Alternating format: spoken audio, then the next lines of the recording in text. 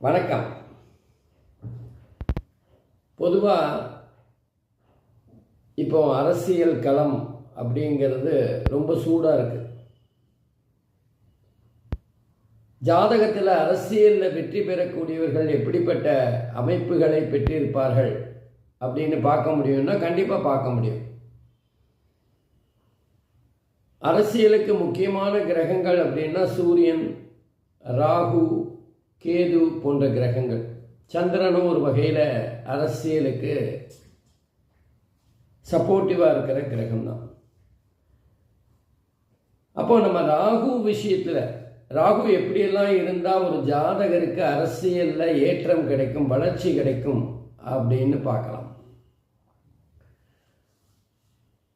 இப்போ ராகு கேது ஒரு ஜாதகத்தில் எந்த ராசியில் இருக்காங்களோ அந்த ராசிக்குரிய அதிபதி ஆட்சி பெற்றாலோ உச்சம் பெற்றாலோ அவங்களுக்கு அரசியலில் ஏறுமுகம்தான்.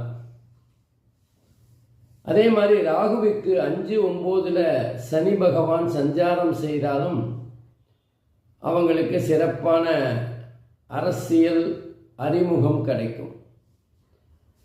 பொதுவாக சந்திரனுக்கு 12 ராகு இருந்தால் அது மகா சக்தி யோகம் அப்படின்னு சொல்லப்படும்.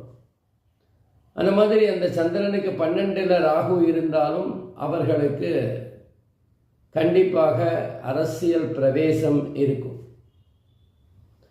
இப்போ சனி மற்றும் ராகு ரெண்டுமே இணைந்து கேந்திரத்திலோ அல்லது திரிகோணத்திலோ இருந்து குருவோட பார்வை பெற்றாலும் அவர்களுக்கு அரசியல் சிறப்பாக இருக்கும்.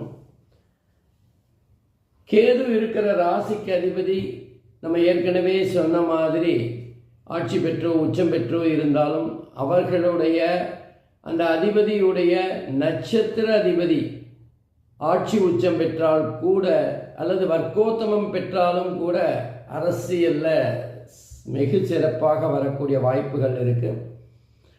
பொதுவாக சந்திரன் இருக்கும் வீட்டை அதுக்குரிய அதிபதி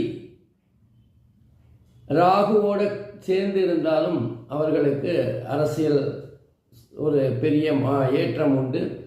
ராகு கேது இருக்கிற வீட்டுக்கு அதிபதி 10ஆம் வீட்டு அதிபதியோட தொடர்பு பெற்றாலும் அவங்களுக்கு நல்ல அரசியல் முன்னேற்றம், வளர்ச்சி, மேன்மை, அரசியல் மூலமாக அவர்களுக்கு ஆதாயம் இதெல்லாம் இருக்கும்.